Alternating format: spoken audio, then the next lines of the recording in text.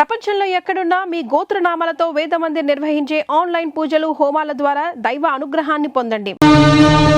నేను చాటుగానో సన్నాసి బుద్ధితోనో దొంగతనం చేస్తున్నాను అనుకో, లేదా కన్నవాళ్ళనే వెన్నుపోటు పొడుస్తున్నాను అనుకో, లేదా అప్పుల చేత పంచాయతీ జరిపించాను అనుకో, అప్పుడు నేను 10 మంది చేత చీ అనిపించుకునేవాడిని అవుతాను. ఏమిటా నువ్వు మాట్లాడేది? మొన్నటికి మొన్న కుమ్మరాడి దగ్గర కూలిపిని కుప్పుకొని ఈ ఇంటి పరువు మీద పెద్ద బండ పడేస్తావు. ఇవాళ మీ నాన్న చచ్చిపోయాక ఆగు. ఇప్పుడు నువ్వేమిటి మాట్లాడింది? మా నాన్న చచ్చిపోయాడా? ఆ మాట నువ్వంటున్నావా? నువ్వు ఏమిట్రా అది? ఆవిడ అలా రెట్టిస్తున్నావు. మరి చూడమ్మా, నాయనమ్మ నాన్న చచ్చిపోయాడు అంటుంది, అత్తయ్య అంటుంది. అసలు అసలు నాన్న చచ్చిపోవడం ఏంటమ్మా? Non sense. నాన్న చచ్చిపోలేదు. నాన్న చచ్చిపోలేదు. మనందరం కలిసి ఆయన చంపేశాం. అవునమ్మా, నిర్దాక్షిణ్యంగా కాలు రాసి చంపేశాం. కొండంత మనిషిని చాదస్తుతో కొందరు, స్వార్థంతో కొందరు, ఇలా అందరూ కలిసి ఆయన చంపేశాం. ఏ చంపలేదా? ఒక్కసారి మీరందరూ గుండెల మీద చేతులు వేసుకుని ఆలోచించండి. ఆయన జీతం నెలకు 500 రూపాయలు, కేవలం 500 రూపాయలు. తాహతకు మించిన కోరికలు కోరి మనందరం కలిసి ఆయన చంపేశాం. He was successfully murdered by all his family members. నోరుంది కదా అని తప్పులు పడుతున్నారు. నేను చేస్తున్న ఈ పనిలో ఓ పవిత్రమైన ఆశయం ఉందే తప్ప ఇదేం పరువు పోయే పని కాదని నాకు బాగా తెలుసు. మీరు ఒప్పుకున్నా ఒప్పుకోకపోయినా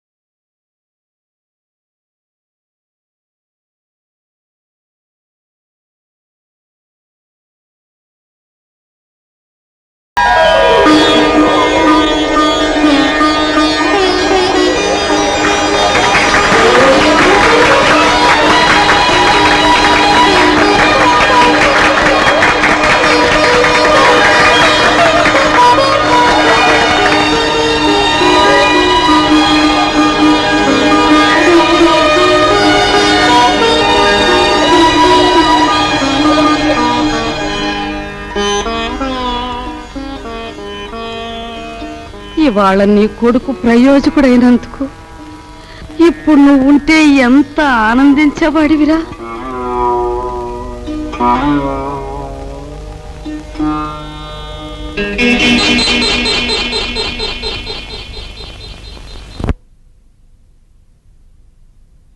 రాజుగాడి గదిలో దూరి డబ్బు కాచేద్దామంటే వాడు పడుకున్నాడో లేదో తెలియచావట్లేదు. పడుకున్నాడని దగ్గరికి వెళ్ళామనుకో, వాడు బాంబుల పేర్లా పేల్తాడు. అసలు ఈ గొడవంతా దేనికి?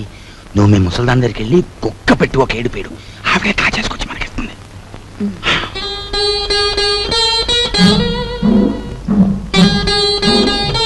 రాజు సైకిల్ దుక్కి సంపాదించిన డబ్బుతో ముందు అప్పులు తీరుస్తానంటున్నాడు. మమ్మల్ని మాత్రం ఆగమంటున్నాడు.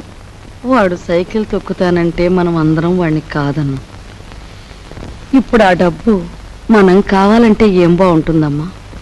అందుకే వాడి చేతుల నుంచి మనం తీసుకోము. మరి నువ్వు ఆ గదిలోకి వెళ్తావు, ఎవ్వరికి అనుమానం ఉండదు. ఆ డబ్బు నువ్వు తెస్తావు.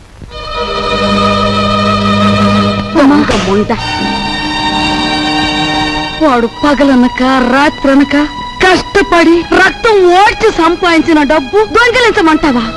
ఆలోచిస్తే నాకు ఇప్పుడు అర్థం అవుతుంది. నా కొడుకు డబ్బు కూడా నువ్వే కాజేశావు. వాళ్ళు నువ్వే చంపేశావు.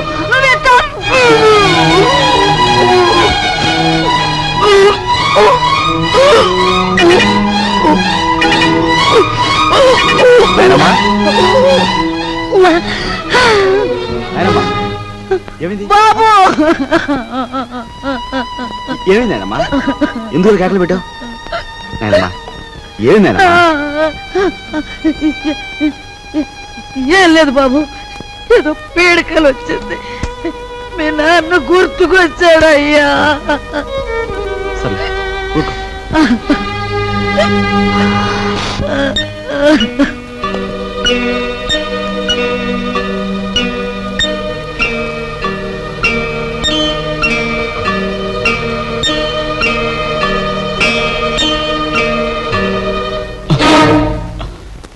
ఏమిట్రా లోపల నుంచి వస్తున్నా ఏమిటి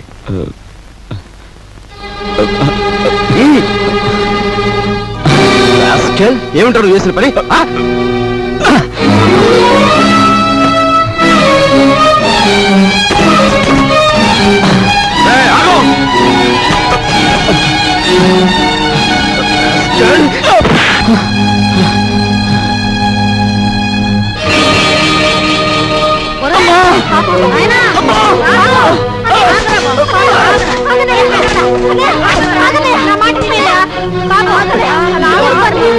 ఏం చేస్తా తప్పలేదమ్మా. అమ్మా వదలమ్మా, మీరు కూడా అమ్మా.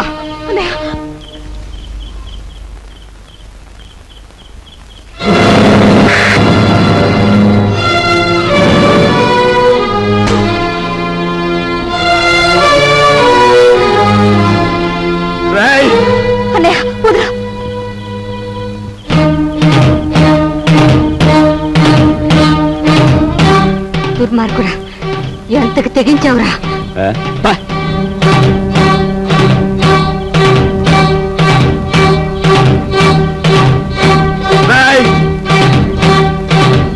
తప్పు చేస్తే శిక్షించాల్సిందే, కాకపోతే ఆ సమయంలో వీడిని తమ్ముడని మాత్రం గుర్తుంచుకుంటే చాలు. తమ్ముడు ఎవడ్రా నీకు తమ్ముడు? ఒక సిగరెట్ వెలిగించినంతసేపు లేదు నీ పెద్దరికం, ఒక దమ్ము లాగినంతసేపు లేదు నీ పెద్దరికం. అందుకోసం నువ్వు ఎగిరిపడిన అవసరం లేదు. ఏమిటి నీ గొప్ప? నాన్న చచ్చిపోయి 4 రోజులు కాలేదు, రకరకాలుగా అధికారం చలాయించాలని చూస్తున్నావు. నీ పెద్దరికం నాకు అక్కర్లేదు. సచ్చినాడ ముసలిముండా. ఐఎమ్ సారీ, నీకు మర్యాద ఇవ్వాలి కదూ. చూడు మిస్టర్, నీకు ఎవరి పెద్దరికం అక్కర్లేదనుకుంటే ఈ ఇంట్లో నుంచి తక్షణం బయటకు వెళ్ళిపోవచ్చు. నేను ఇంట్లోంచి వెళ్ళిపోవాల్సి వస్తే ఏం జరుగుతుందో తెలుసా? నువ్వు ఈ ఇంట్లో ఉండాలంటే ఏం చేయాలో తెలుసా? తెలుసు. నిన్ను అన్నా అని గుర్తించాలి, నువ్వు తంతే పడుండాలి. అంతేకాదు, దున్నపోతులా తింటూ కూర్చోకూడదు. కాయ కష్టం చేసినా సరే సంపాదించాలి, అప్పుడే నీకు తిండి. ఓహో, సంసారం సవ్యంగా సాగాలంటే ఇంట్లో అందరూ కష్టపడాలి, అలాగే ఇంటి పరువు కాపాడాలంటే అందరూ కలిసి ఉండాలి కదూ. నీకు గుణపాఠం చెప్పడానికి నేను బయటికి వెళ్ళాలి, వెళ్తాను. Good bye.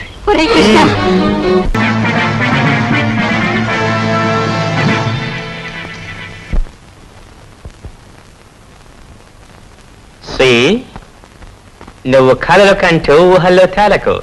Go and enjoy. Come on.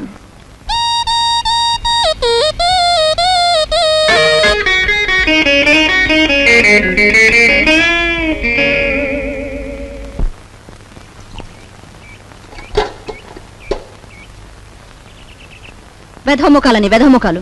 పొద్దున్న లేచి ఏ వెధమండ ముఖం చూశాను. గుమ్మం తగిలి తలంతా బొప్పి కట్టింది. ఎవరినే వ్యథముండలంటున్నావు? నిన్ను కాదులే. నువ్వెవరినంటున్నావో నాకు తెలిసే. కొందరు మొగుడు చచ్చి వ్యథముండలవుతారు, మరి కొందరు మనసు చచ్చి అవుతారు. భూదేవి లాంటి మీ వదిన్ని పట్టుకుని వ్యథముండ అన్నందుకు అక్షరానికి ఒక శిక్ష విధిస్తాడు ఆ దేవుడు. ఏమిటి నువ్వు అనేది? నేను అన్నదేమనే తప్ప? తప్ప తప్పున్నారా? మొగుడు చచ్చి అత్తారింటి నుంచి పుట్టింటికి వస్తారే కాని నీలాగా మొగుడుతో పాటు పుట్టింట్లో తిష్ట వేసి ఇంటి దొంగల్లాగా కన్నాలు వేసేవాళ్ళు వాళ్ళకంటే నికృష్టులని తెలుసుకోవే. కూతురనే ఇది కూడా లేకుండా వాగుతున్నావు. నీకు పిచ్చెక్కింది. పిచ్చే.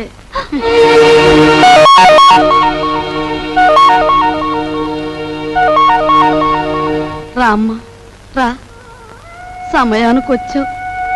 చూసావా అమ్మా, దేవుళ్ళ లాంటి నా బిడ్డను మింగింది కాకుండా అది ఎన్ని మాటలు అంటుందో. ఇవి చేతులు కావనుకో అమ్మా, నీకు అన్ని భోగాలు ఉండి కూడా మా ఇంటికొచ్చి ఎన్నో మా కష్టాలు చూసిందానివి. నువ్వే ఏదైనా ఉపాయం ఆలోచించి ఈ గాది కింద పంది కుక్కుల్ని విరగడి చేయి తల్లి. మీరేం బాధపడకండి మామగారు, నేను మీ మనవడు కలిసి ఆలోచించాం. నాకు చిన్నప్పటి నుంచి లక్షాధికారులతో మాట్లాడటం అంటే చెడ్డ సరదా అండి. మీ అంతటా మీరే పిలిపించేసరికి నేను కూడా ఓ లక్షాధికారిని అయిపోయిన ఫీలింగ్ వచ్చేసిందండి. ఏం లేదు, మా జయ లక్షల్లో పుట్టి లక్షల్లో పెరిగింది. కూర్చోండి.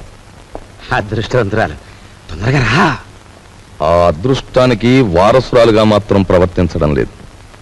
ఆ ఇంట్లో 4 రోజులుండి ఇక్కడికొచ్చినా ఆ గూటి పొలకే పలుకుతోంది. నిజానికి ఆ ఇంట్లో డబ్బు యొక్క విలువ తెలిసింది మీ ఇద్దరికేనన్న నా అభిప్రాయం. అంచేత మీరిద్దరూ ఇక్కడే 4 రోజుల పాటు ఉండి మా జైకి డబ్బు యొక్క విలువేమిటో కాస్త తెలియజెప్పండి.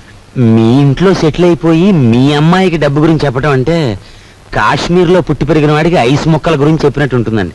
సరే, మమ్మల్ని ఎప్పటి నుంచి రమ్మంటారో చెప్పేయండి. ఈవేళే వచ్చేస్తే చాలా సంతోషిస్తాను.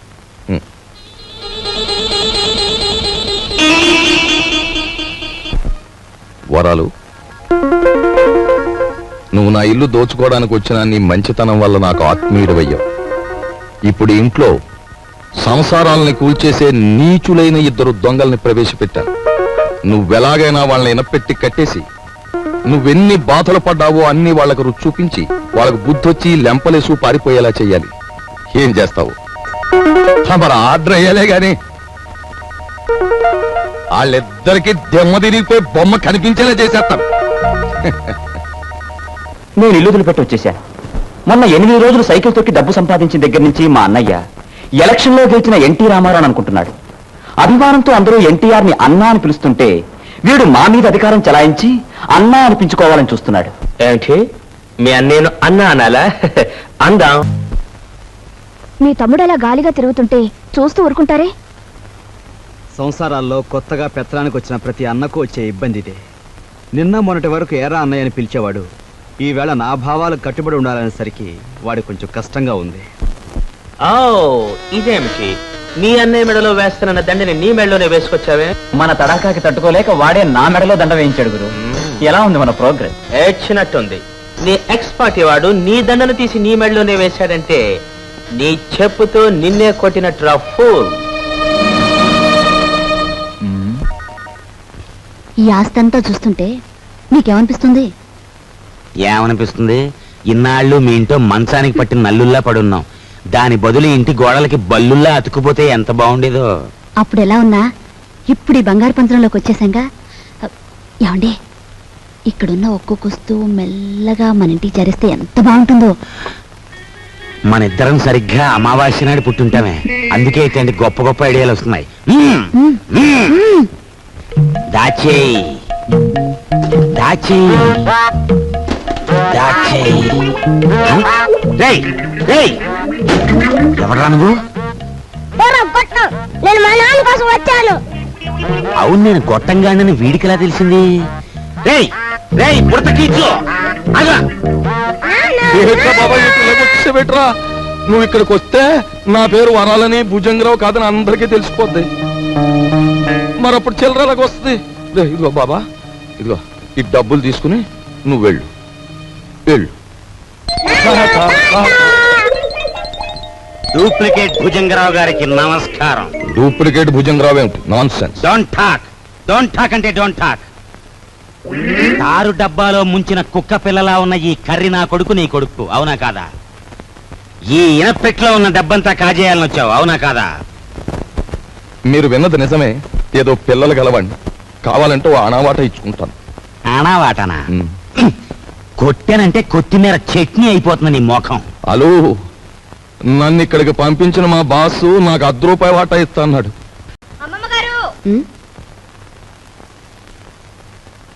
ఎవరే నన్ను పిలిచారు? నిన్నుగా తత్తయ్య, నన్ను పిలిచారు. సరేలే, ఎవరిని పిలిస్తే ఏం గాని ఇంతకీ పిలిచింది ఎవరా అని.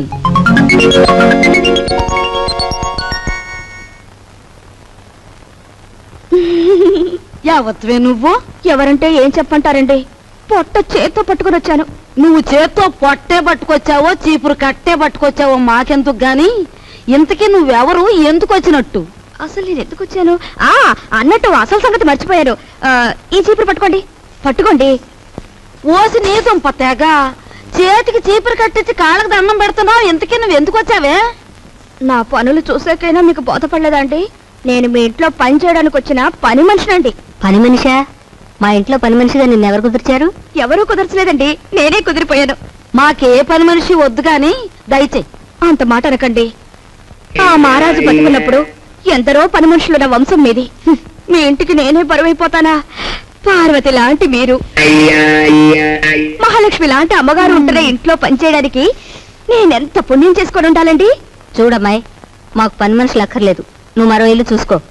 అదేం మాటే, ఒళ్ళొంచి పని చేయటంతో పాటు నిజం మాట్లాడే మనుషులు మనం కావాలంటే దొరకొద్దు. నువ్వు ఈ ఇంటి పనంతా ఒక్కదానివే చేస్తున్నావు. పోనీ ఉండని. ఇదిగో చూడు, నువ్వు బతిమాలావు గనక, మంచి పిల్లలా కనిపిస్తున్నావు గనక నీకు ఈ పని ఇస్తున్నాను. నీకేం కావాలో చెప్పు. నాకేం కావాలండి? 2 పూట్ల భోజనం, 2 పూట్ల టిఫిన్ పెడితే చాలండి. అమ్మో, 2 పూటలు భోజనమా? నేనెంత తింటానండి? 4 ముద్దలు ఇంతే. పోనీ అలాగే కాని. అత్తయ్య, 2 పూట్ల భోజనానికి టిఫిన్ కి ఎంత లేదన్నా 10 రూపాయలు అవుతుంది. అయితే అయిందిలేవే, 10 రూపాయలేగా. 8 రూపాయలు నీ రోజుకోలే. ఇదిగోనయ్యా, ఇదిగో రేపటి నుంచి ప్యాంటు షర్ట్ వేసుకోవచ్చు కాదు, పంచి కట్టుకునిరా.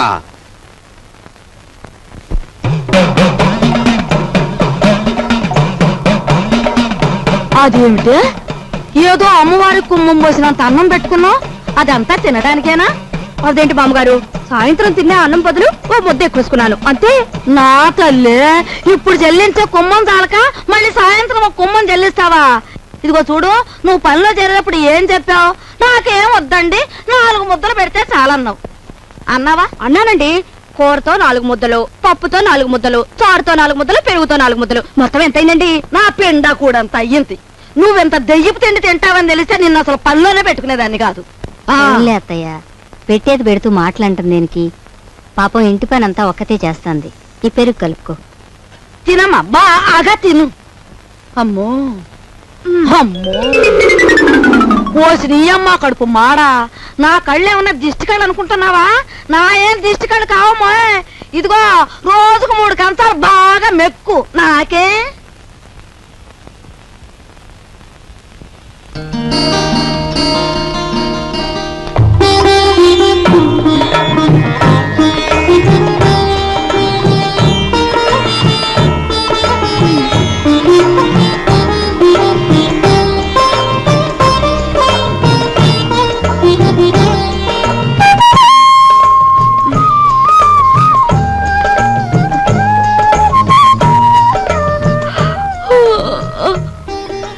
అదేంటది?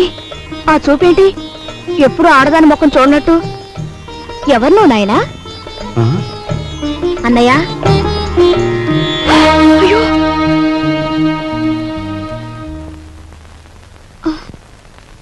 ఎవరమ్మాయి? పని మనిషిరా, ఇవాళే వచ్చింది. మన ఇంటికి పని మనిషి ఎందుకమ్మా? అదేమిట్రా, మీ అమ్మ ఒక్కతే పని చేసుకోలేక అవస్థ పడుతుందని నేనే కుదిర్చాను. అమ్మ ఒక్కతే చేయాలి, చెల్లెలున్నారుగా. ఇదేమో చదువుకుంటోందా? సరస్వతికి 4 రోజుల్లో పెళ్లి చూపులు. సరస్వతికి పెళ్లి చూపులా? ఏమిట్రా నీ ఆశ్చర్యం నువ్వును? అదిగా నాయనమ్మా, ఇంతవరకు అత్తయ్యకి వస్తున్న కట్టం తాలూకా డబ్బు ఇవ్వలేదు. ఇప్పుడు దీని డబ్బు ఎక్కడి నుంచి తీసుకొస్తాం? ఆ విషయాలన్నీ నీకెందుకురా? అప్పో సప్పో చేసి నా తిప్పల్నే పడతాను. అప్పు చేసి పెళ్లి చేసేంత అవసరం ఇప్పుడు ఏమొచ్చింది? ఒరే, డబ్బున్నప్పుడే నిన్ను చదివించొచ్చులేని మీ నాన్న అనుకునుంటే నీకు అసలు చదువు వచ్చేదేనా? పిల్లకాకేం తెలుసు ఉండేలు దెబ్బని వాడి వితండవాదంతో ఏంలే నాయనా. నువ్వెక్కడో చోట అప్పో సప్పో చేసి ఈ శుభకార్యం కాస్త చేసి వెళ్ళు. చూసావా వాడికి ఎంత కోపమో చూసావా? వీడికే గనక ఆ మహారాజు బుద్ధి వచ్చుంటే ఈ పాటికి 2 జిల్లాలకు కలెక్టర్ అయ్యేవాడు. 2 జిల్లాలకి.